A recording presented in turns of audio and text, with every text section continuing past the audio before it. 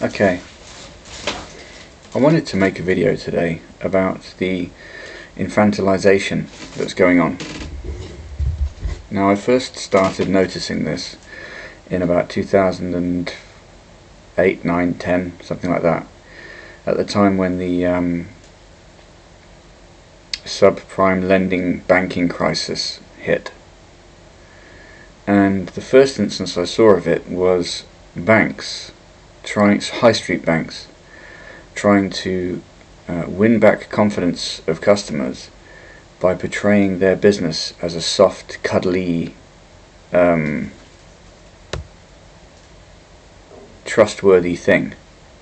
And the first advert I remember of any significance was this depiction of some fluffy kind of Muppet, as in, I mean, if you're not aware of what the Muppets are or were, just look it up.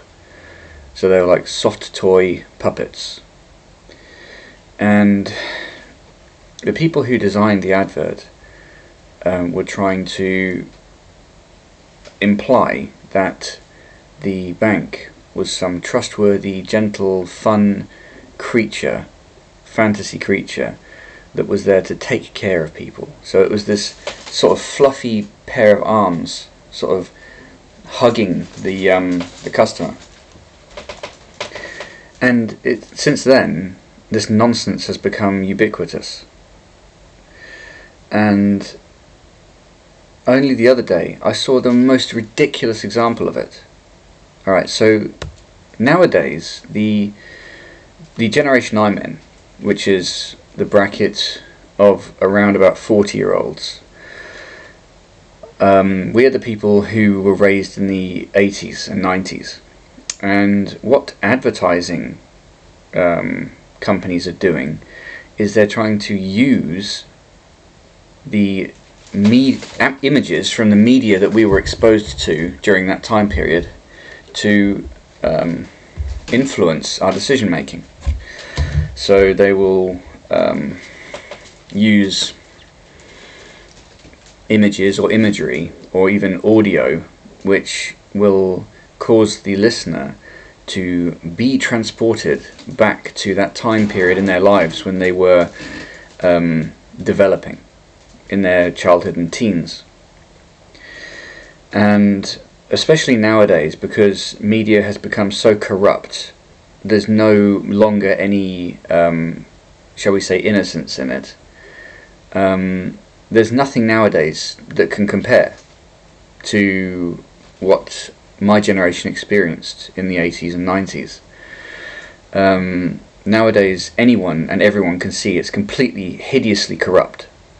But it wasn't so in the 80s and 90s. It was a little bit, but it was so. The people who were trying to use it against everybody had not ramped it up to full volume. Their attempts to manipulate the world negatively using it. They were doing it so, but only gently. So a lot of the imagery and characters that people saw in fictionalized entertainment material, that's computer games, that's films, children's TV shows, those characters were more or less innocent, shall we say. So, for example, you've got Super Mario Brothers. That was a very popular computer game when I was a kid, and my generation when we were kids. The Muppets, Sesame Street, these children's TV shows were everywhere, and you couldn't avoid knowing of them or watching them. And the people who are trying to manipulate others using such imagery nowadays know that if you expose people to imagery or audio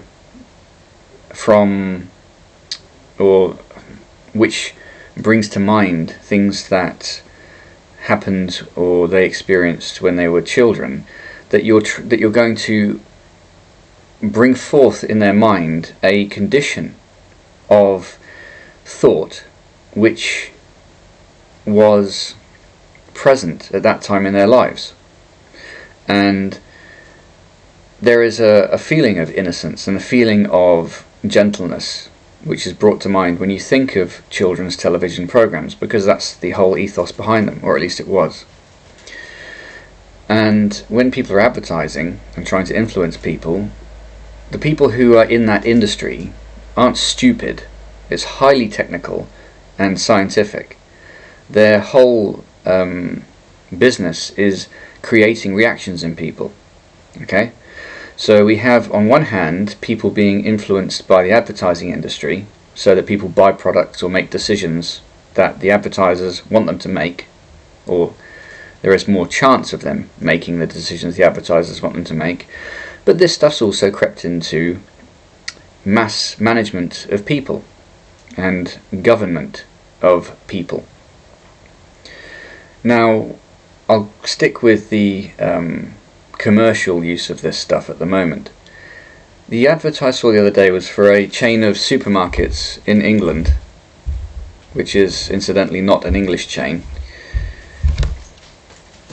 And there was this man stood, incidentally a single man, a single male, stood in front of this gigantic soft toy kind of image. It was a great big blue thing with big white eyes with black dots, you know, like just like you would see on Sesame Street, on that children's TV show. And this big fluffy creature was looking down at this man. And this imagery has just gotten ridiculous. And all advertising agencies are probably coming to the end of this particular period whereby they think it works. I find it insulting. The notion is to infantilize. To infantilize means to create or try to create a feeling of childlikeness in the recipient of whatever it is you're using to try to infantilize them. Okay? So the idea is, if you treat customers or human beings or people like children, they will act like children. They will be obedient. They will just do what you say. And the people who are doing this are they're aiming for the masses. Okay, they're aiming for the, let's call it the 80%. The 80% of people who don't really think. Right? And those people are quite influenceable. But then there's the minority of people who look at it and they're just like, what the hell are you doing? And what the people who are doing this don't realize is that you can't win just by using quantity, because quality supersedes quantity. You can have a hell of a lot of rubbish which will be rubbish, or you can have a small amount of gold which will actually be gold, and that's worth 1 billion tons of the alternative. So these people think that they are influencing society to the point where they control it by influencing the people who really don't matter, who really don't make any decisions. And the people who are left, like me and others like me, who do think, who do make decisions of our own, are sitting there watching this nonsense occur and thinking, basically we're getting to the point where we will take action to fix this entire situation. And it's absurd to watch it happen. It's insulting to a person's intelligence. And again, it's part of this feminized, it's not just feminized, but it's the idea of emasculating and taking away power from the individual, trying to make them feel like children so that they feel powerless. Okay, and that's the complete opposite of what should be happening, which is people being encouraged to be responsible. And this is again that softly communism I'm talking about. In the past it was, you will not be responsible for yourself. If you disagree, I'll blow your head off. Now it's, oh, make everyone feel like a baby and then they'll behave like a baby. Make them dependent. And that's the softly version of the same thing that we're seeing. And eventually that mask is going to be removed and we're going to see these people for what they really are. Because it can't continue. If they really think that even a significant majority of people will be influenced by this stuff and just go along with it, they are very, very mistaken. So yeah, I get sick of it. I get sick of looking at this stuff. I try and avoid it. I'll cross the street to avoid it. It's ridiculous. And we have this problem with our media. Now, if you look at the kind of dystopian films of the past, or the films which are depicting a kind of dystopian future, they depict a situation which was the fear of people that would be created if communism was allowed to succeed, whereby everyone's dominated at the end of a gun. But this is not the case. What's happening is these people are using softly approaches to dominate people. Now, here is a really good point. By behaving in that way themselves, they're actually softening themselves. They don't realise it, but they're becoming soft themselves. So all we have to do to succeed is to become hard, to stand up for what's right. These people are out of their depth. They're soft. They're sitting there trying to control humanity using computing, using media, and they're soft. I don't know how else to describe it. They can't do what they're doing without becoming soft. All we have to do to beat them is to continue to become stronger ourselves. So, on an everyday basis, I try and avoid this nonsense. A lot. I see it all around me, and it's going to wither and wane. These guys are going to try to double down as much as they can, but they won't be able to do anything with the media they're producing. It will just become less and less and less ignored, and more people will be like, oh, this is such garbage.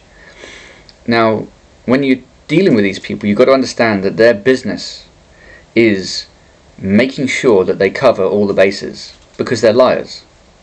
They have to obsessively account for these things. So they have a plan.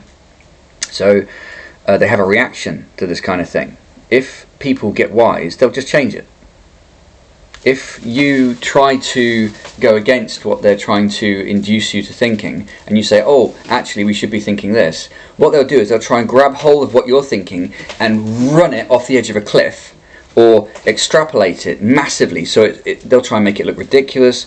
They'll try and undermine it with humour. They'll try and make it seem so massive. You know, it's almost like a straw man argument. You know, you say that's wrong, and then they'll say, oh, you're the rightest person in the world. You know, instead of dealing with the issue. So these people are flat out liars, which is great because they can't handle the truth. All you have to do to beat them is basically outlay the truth and ignore them. But it's worth knowing what they're doing so that you're aware of it, and that's why I make these videos, which at the moment are not being viewed by anybody. So I'm going to have to start manually issuing my handle to people who I meet and inviting them to look at my channel, and then my media will be passed out that way. Because at the moment, even if I'm getting some legitimate views, which is highly unlikely in my opinion, eventually, at some point, the people of YouTube, who frankly are part of the problem, will just try and sideline my channel, blah blah blah blah blah.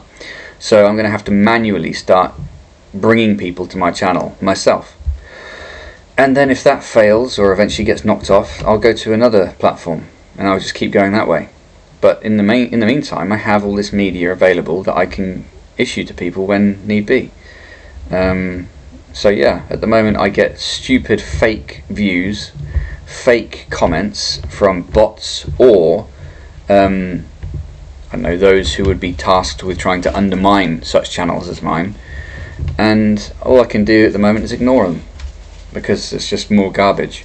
I don't really need comments. What I want is to have legitimate, real people watching my videos. I don't need the masses.